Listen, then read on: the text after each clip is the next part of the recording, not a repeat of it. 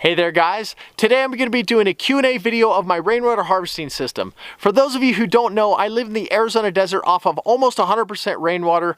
We don't have a well, we don't have city water, we pretty much just rely on what falls on the roof. So today I'm going to try to answer the most common questions that I've received since I originally did my rainwater harvesting tour video about 2 or 3 years ago. And for those of you who haven't seen that video, I'll put a link down below, but I'll also do a quick recap before we get on to questions. So let's get started.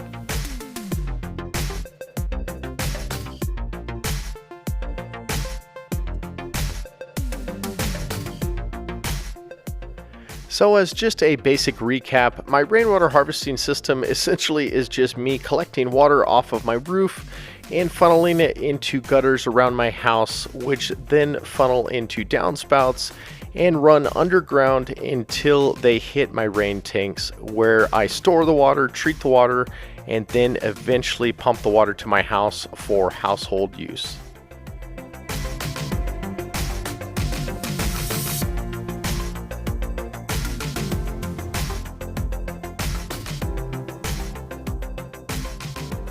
Do we have a well or access to city or town water? No, we don't. When we started getting estimates to build our house, we actually looked into having a well drilled, but we saw that the estimates were well in excess of $10,000 or $15,000 with no guarantee of water. We happen to live in a very rocky environment, and that is actually what led us to start looking into rainwater collection, as well as the fact that my wife's grandparents that actually live in the mountains just behind there have been living off of rainwater for, I don't know, 40, 50 years. The total capacity of this system is roughly 11,000 gallons, and that is comprised of 4 main tanks. The tan tank back there is my rain tank, and that holds roughly 5,000 gallons and is buried about halfway in the ground. This green tank holds 3,000 gallons, and that green tank holds 2,650 gallons. And then the culvert cistern on the front of my house holds roughly about 1,100 gallons. Those 4 tanks comprise all of my household water and general use water. I do have other holding capacities in IBC totes and things like that, but I'll touch on that a bit later. What is the total square footage of my roof that I'm collecting rainwater off of? It is somewhere between 3,700 and 3,900 square feet. No, that is not all interior house space. That includes 2 really big porches and an extra-sized garage. So about half of that square footage is the porches and garage, and the other half is the living quarters inside. And how does that work in the conversions? Well, the easiest way is to figure for every 1,000 square feet of collection space, you can get roughly 600 gallons of water per inch of rain. So what do we do to treat and filter our water and deal with algae growth in our tanks? Well, to be honest, our tanks really never have a problem with algae growth. They're pretty much impervious to light, but as a just-in-case factor, I do from time to time add just a tiny bit of chlorine to the tanks just to make sure nothing is growing. I know some people are going to freak out saying, oh my gosh, what are you doing? Well, if you live in pretty much any city, there is probably way more chlorine in your water than is in this water. Additionally, this water is used for everything in the household, but cooking and drinking water gets an additional filtration, and I'll tell you about that now. So what do we use to filter our water? Pretty much all of the water in our house is unfiltered rainwater. Sinks, showers, faucets, those are just straight rainwater. We obviously let it sediment out in the rain tank before we transfer it, but other than that, it's just rain. As for cooking and drinking water, that is all done through this. This is a Berkey ceramic gravity-powered water filter. The filter is comprised of 2 separate chambers. The top chamber is where you fill the water, and also where you have your ceramic filtration elements. You can have up to 4, but I just have 2 because I guess we're cheap. And then that water just percolates down here into perfectly good drinking water. We've been using this system for about 8 years now with no problems, and we're very, very happy with it. And it really comes out to be pennies per gallon, if not cheaper. So it's a really cost-effective solution as well. Do I do any other forms of water collection other than my main house system? Yes, I do. Starting with the sunken greenhouse, I collect water off of that roof and channel it down to my garden where it is stored in 2 IBC totes. Those of you who have followed that project will know I plan on adding another couple of IBC totes to that. Additionally, I also collect water off of my chicken coop roof and channel it into a blue barrel that eventually feeds the chicken waterers.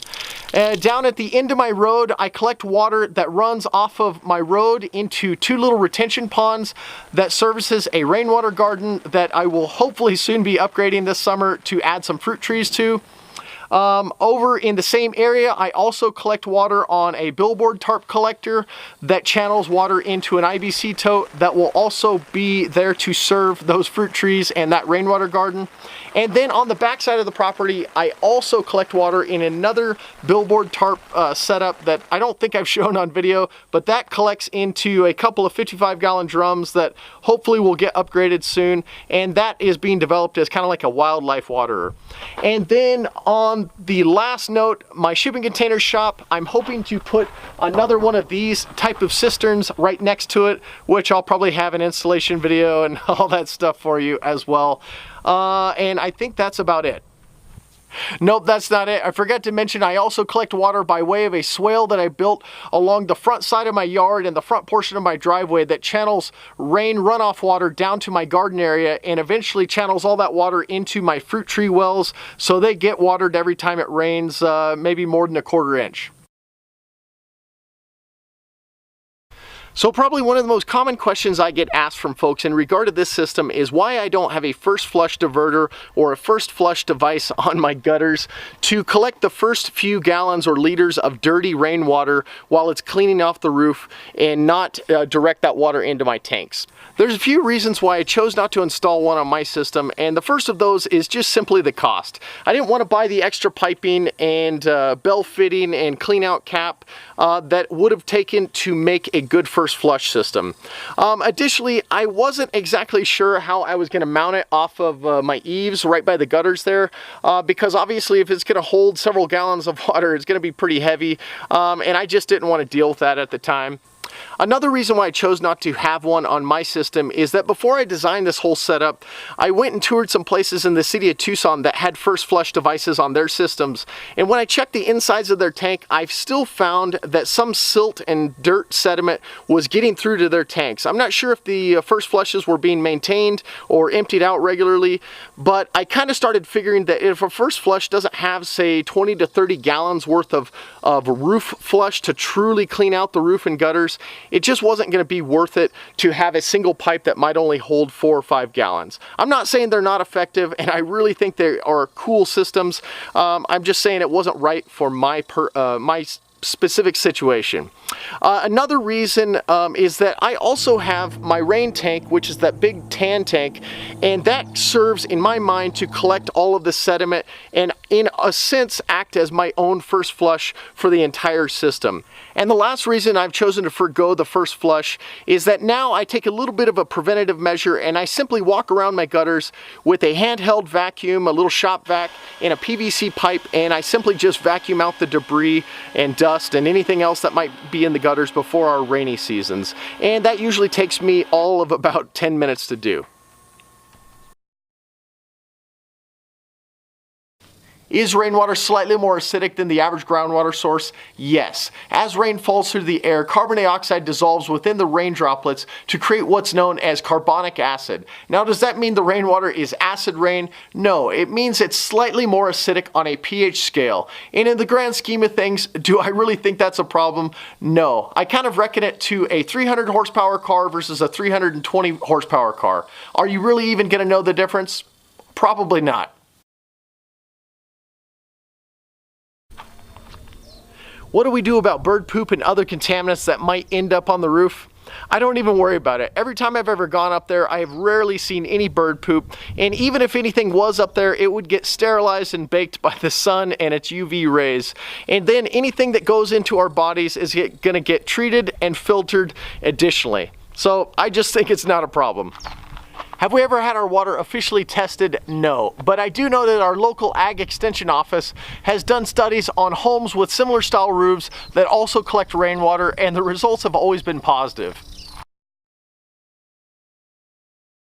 Another really common question that I'm often asked is whether rainwater harvesting is illegal in my area.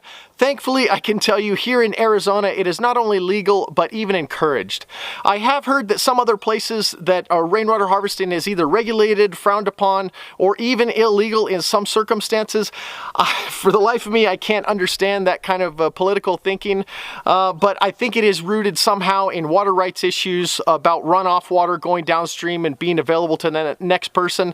But even then, I still think the argument doesn't really hold very strong, because if you think about it, before a house or a road or a parking lot existed, that ground was open. So when it rained on that ground, most of the water would probably soak in, and sure, yes, some of it would run downstream. But the way I look at it is if I'm harvesting the water off of my roof, holding it in a tank, using it on my garden or for my own household needs, I'm putting the majority of that water back where it originally would have gone anyway. The system can be cleaned of any dirt or debris by way of two cleanout caps, one located right here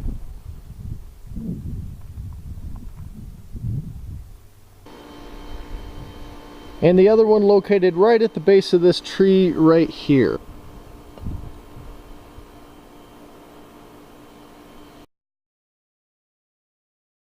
Another super common question is whether I did all of this installation by myself or did I hire a company to do it? Well, I hope I didn't hire a company because it's definitely not perfect. But yes, I did it all by myself. I did the trenches and laying the pipe and hanging the gutters and placing all of the tanks except for the tan rain tank. I had a guy with a backhoe come over and help me dig the hole to place that about halfway in the ground. And then my father-in-law helped with the culvert cistern on the front. But everything else is pretty much by myself with my wife giving me some moral support and coming out and helping from time to time as well. Another one of the really common questions I get from folks is in regard to water conservation. Being that we are on rainwater, we do have a limited water supply, so we definitely do conserve. Things like low flow shower heads, low flow toilets, water efficient appliances all apply. But what it really comes down to is just having a little bit of mindfulness when you use water and just being a little disciplined. Don't take really long showers, don't be super wasteful when you're watering plants. It's pretty simple really. Additionally, we also use Graywater to great effect. You'll see that little square back there with a pump on it. That is sitting right above our Graywater tank. And what I'm doing right now is just pumping water out of there to water my fruit trees.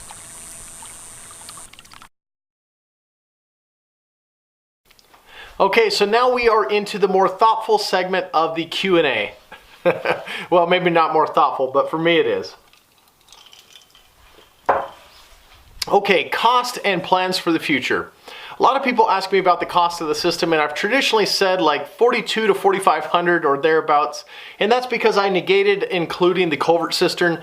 But roughly all of the three plastic poly tanks were about $3,500, and then adding the culvert cistern brings it to about $4,000 because that was about a $500 install, and then all of the PVC pipes and gutters and those things came out to be about $900. So let's just call it $5,000 to be safe.